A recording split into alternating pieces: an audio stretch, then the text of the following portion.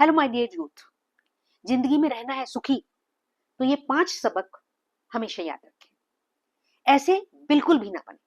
Number 1, ignorant, innocent ignorant या ignorant innocent. अब बात आई emotional fool. Your assets manage others, blind faith on your family members and then faith obsession for friends. तो इस प्रकार से दोस्तों ये आपको 5 चीजें अगर आप अपने लाइफ में ध्यान रखते हैं और ऐसे नहीं बनते हैं तो आपके जीवन में परेशानियां आने ही वाली नहीं है और आप सफलता की सीढ़ियां चढ़ते चले जाएंगे। अब बात करते हैं point wise. Number 1, innocent ignorant. जब आप इनोसेंटली चीजों को इग्नोर करते हैं, किसी ने कुछ कहा, अरे यार छोड़ो क्या है, नहीं, उस पर चिंतन करिए, मंथन करिए, मनन करिए कि उस व्यक्ति ने जो कहा, अगर आपको वो स्ट्राइक किया, आपको गलत लगा, तो आप उस पर चिंतन मनन करें तो उससे आपको पता चलेगा कि सामने वाले की साइकी कैसी है। वो आगे जाकर के हो सकता है आपके लिए हार्मफुल हो। दूसरा, बहुत सारी चीजों को हम जो है बेवजह से ही फेथ करके, चाहे घर के लोग हों चाहे बाहर के लोग हों, हम उन पे जो है विश्वास करके, और देखिए दोस्तों विश्वास में ही धोखा है। धोखा कहाँ होगा? विश्वास में ही धोखा है। तो आपको इनोसेंट इग्नोरेंट नहीं बनना है, चीजों को इनोसेंटली इग्नोर नहीं करना है। इसके लिए दोस्तों आपको अवेयरनेस भी रखनी होगी। जैसे कि अक्सर समस्या आती है और आपने बहुत सारी वीडियोस देखे होंगे, अगर नहीं देखे हैं तो अब देखिए कि कहीं से भी कोई फेक कॉल आता है, चाहे वो कहता है कि जज के यहाँ से आ रहा है, पुलिस के यहाँ से आ रहा है, आपके पेरेंट्स को पकड़ लिया गया है, या कोई बैंक से आ रहा है कि ऐसा है, तो आप एकदम से उस फोन को ना अटेंड करें। आप ऐसे लिंक को क्लिक बिल्कुल भी ना करें। आप ऐसे व्हाट्सएप को रिस्पॉन्स बिल्कुल भी ना दें। ये आपको ये समझना होगा। और थोड़ा सा आपको अपने राइट्स के बारे में भी, अपने अधिकारों के बारे में भी आपको समझना होगा। कई बार क्या होता है, हम इनोसेंट होते हैं या क्या होता है कि हम सामने वाले की बुली में आ जाते हैं कि सामने वाला कोई सीनियर है, अरे मेरा सीनियर है, मेरे साथ ऐसा हो जाएगा, वैसा हो जाएगा, तो टॉक इट आउट। उस समस्या में, आपके स्कूल में कोई समस्या, और ये बचपन से ही शुरू होता है दोस्तों। आप देखते हैं कि जो हमारे बच्चे जो हैं सफर कर रहे हैं, स्पेशली हमारा जो यूथ है आजकल अपनी मैरिड लाइफ में जो टॉर्चर या धोखा या फील कर रहा है, तो उससे भी आप बहुत सारी चीजों से बचेंगे जब आप एक जनरल अवेयरनेस रखेंगे और कानून की अवेयरनेस रखेंगे और अपने अधिकारों के बारे में जानकारी रखेंगे। तो इस प्रकार से इनोसेंट इग्नोरेंट आपको नहीं होना है। दूसरी बात दोस्तों, इमोशनल फूल। लोग बोल देते हैं अरे वो तो इमोशनल फूल है ना, अरे ठीक है उसको इमोशनली कुछ भी बोलो, तो आपको इमोशनल फूल। जैसे कि अगर कोई आ गया कि आपके पेरेंट्स को पकड़ लिया गया या कोई बात हो गई है, तो उसमें भी बच्चा क्या एकदम से भागेगा, या उसको धमकाया गया कि खबरदार अगर ऐसा अगर तुमने अपने पेरेंट्स को बताया तो ये हो जाएगा। तो आपको डरना नहीं है, इमोशनल फूल नहीं बनना है। इमोशनली आपको कोई ब्लैकमेल करने लगे, इमोशनली आपसे कोई कहने लगे कि आप अपने पेरेंट्स के बारे में बताएं, अपने घर के बारे में बताएं, आपके घर में क्या सामान रखा है, कैसे रखा है, ये सारी बातें, आपके घर के पेरेंट्स के बैंक अकाउंट कहाँ पर है, किसी भी तरह से आपको ब्लैकमेल नहीं होना है और इमोशनल फूल भी नहीं होना है। कि आजकल आप अक्सर देखते हैं कि लड़के लड़कियां एक दूसरे को चीट कर देते हैं। अभी देखिए रिसेंटली एक सुप्रीम कोर्ट का ऑर्डर आया है कि एक लड़की 13 साल की, वो किसी अपने से 12-13 साल के लड़के के साथ भाग जाती है। उसके बाद वो शादी कर लेते हैं मंदिर में, और उसके बाद जो है लड़की के पेरेंट्स लड़की को ले आते हैं और जो है पॉक्सो का जो है हरेसमेंट का, सेक्स अब्यूज का केस डाल देते हैं। अब वो सालों साल केस चलता है और सुप्रीम कोर्ट तक जाता है, और लास्ट में जो लड़की है वो कह देती है कि नहीं, मेरा जो जिसपे केस डाला गया उसको बरी कर दिया जाए क्योंकि उसने रेप नहीं किया।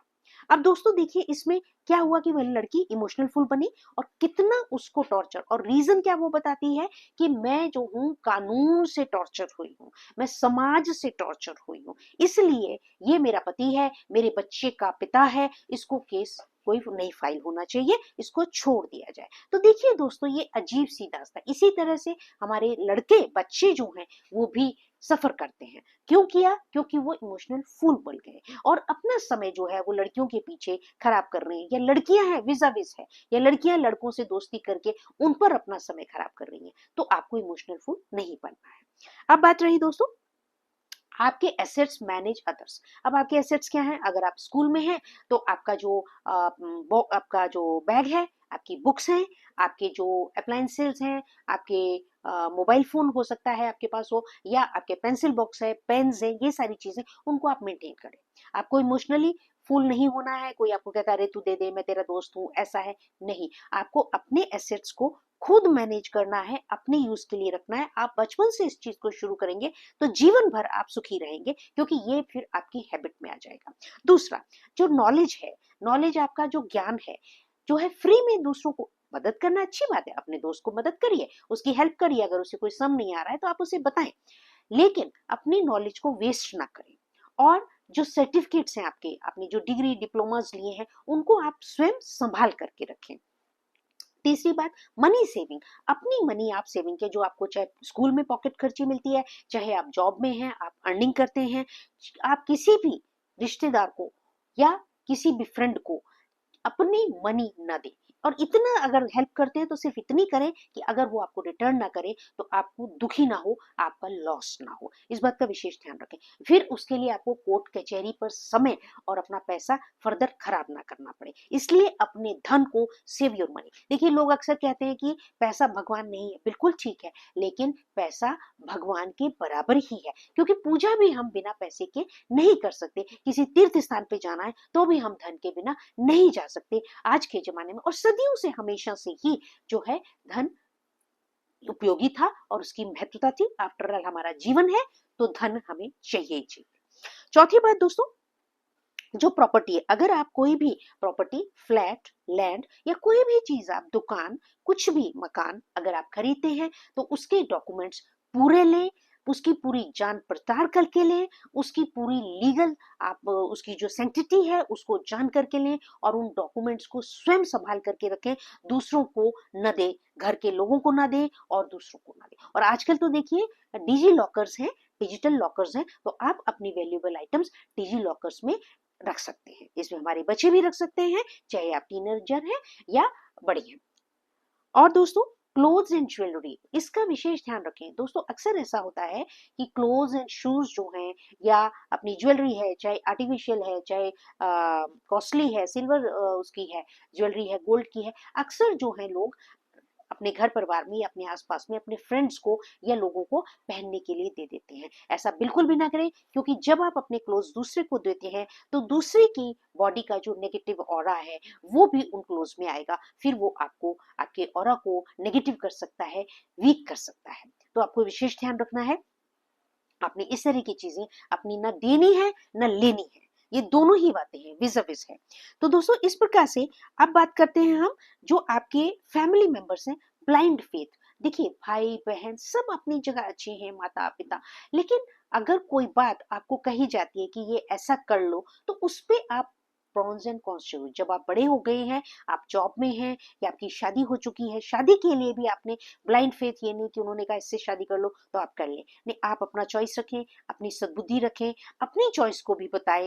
ये इसमें शादी ब्याह में या किसी भी मैटर में आपके साथ जोर जबरदस्ती नहीं होनी चाहिए। अगर वो कोई प्रॉपर्टी आपको खरीदने के लिए बोल रहे हैं तो उस पर आपकी भी जिम्मेदारी है कि आप अपने लेवल पे उसको, उसकी जानकारी प्राप्त करें। हो सकता है आपके पेरेंट्स को ना पता हो, और हो सकता है जिस आदमी ने उनको वो रेफरेंस दिया हो वो रेफरेंस ही गलत हो, और उन्होंने गुड फेथ आगे किसी पर कर लिया हो, और उस पे आप अपने धन से उस प्रॉपर्टी को खरीद लेते हैं, और हो सकता है वो डिस्प्यूटेड हो। आप देख रहे हैं आजकल बहुत वीडियोस हैं कि एक ही प्रॉपर्टी को बार बार बेच दिया जाता है। तो इसलिए ब्लाइंड फेथ, मैं कह, ऐसा नहीं मैं कह रही कि फेथ ना, बिल्कुल फेथ रखें, अफेक्शन रखें, रिस्पेक्ट रखें, सब कुछ हो, लेकिन ब्लाइंड फेथ नहीं कि पेरेंट्स ने कहा, क्योंकि उनके साथ भी धोखा हो सकता है।